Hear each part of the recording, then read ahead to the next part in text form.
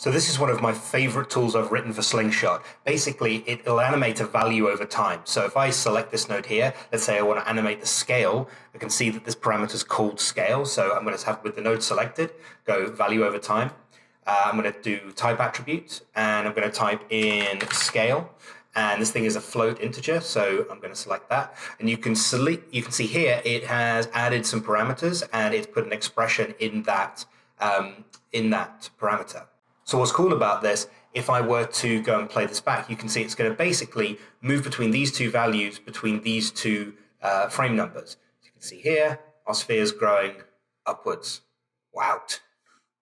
And I can change this. This brings in the start and end values by default, but let's say I delete these. Let's go, I say 1001 through to maybe 1025. And let's say I want to animate the size to 10.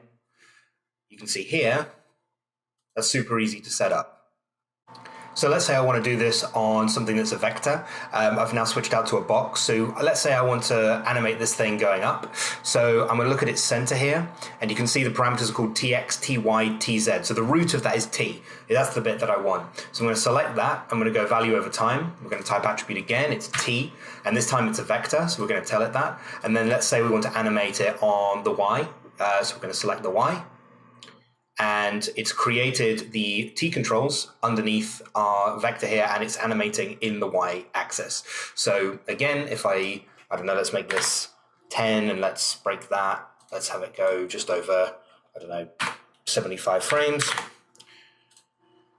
We're on this, you can see that our box now animates up. No keyframes, just all in the expressions.